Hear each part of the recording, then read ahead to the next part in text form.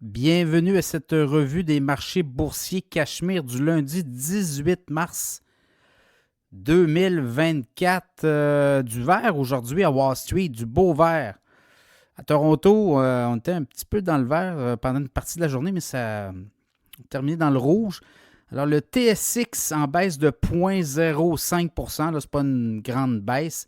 21 837. Le S&P 500 en hausse de 0,6 %, 5 149. Le Dow Jones en hausse de 0,2 %, 38 790.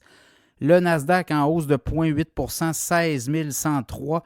Le baril de pétrole continue de monter 1,71 $ de hausse à 82,29 $ US référence WTI. Le Bitcoin a pris une pause ce week-end.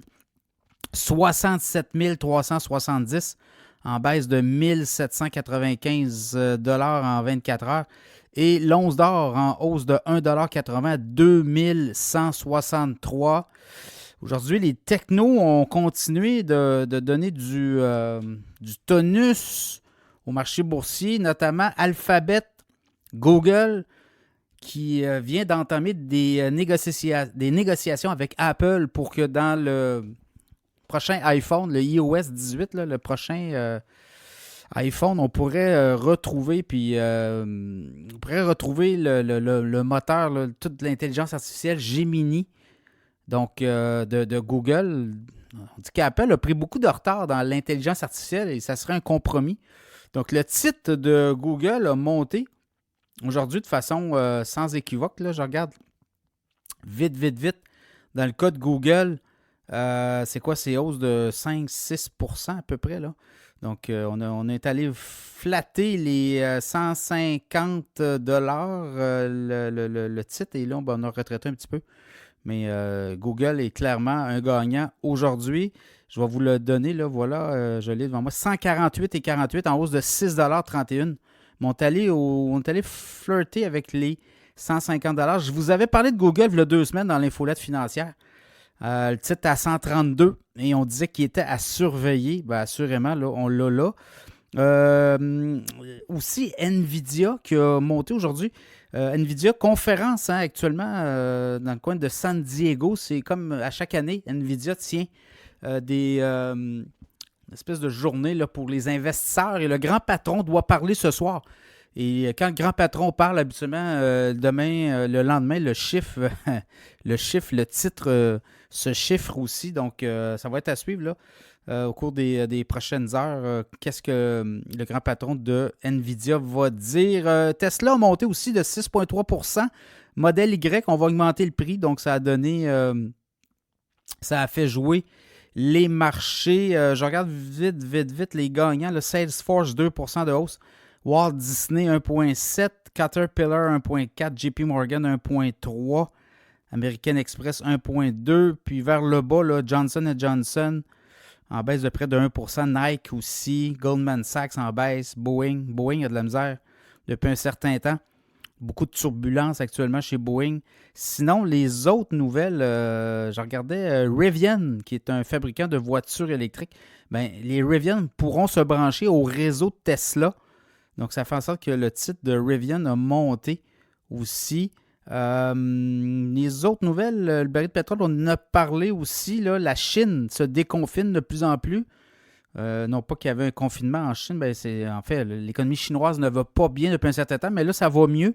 Et là, il y a des perspectives. On le voit aussi, là, les baisses de taux, éventuellement, ça va amener beaucoup plus de croissance dans les prochains mois.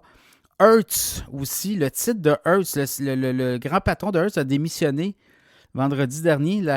L'action de Hertz dégringole est autour de 7,11 $. On avait acheté beaucoup de voitures électriques chez Hertz et là, on est obligé de revendre tout ça. Donc, on a perdu beaucoup d'argent aussi. On avait acheté 100 000 Tesla en 2021 et on en a revendu une partie. Donc, ça fait du mal, ça fait brasser le titre de Hertz. Voilà, c'est un peu ça. Au Canada, c'est tranquille. Pas grand nouvelle au niveau économique.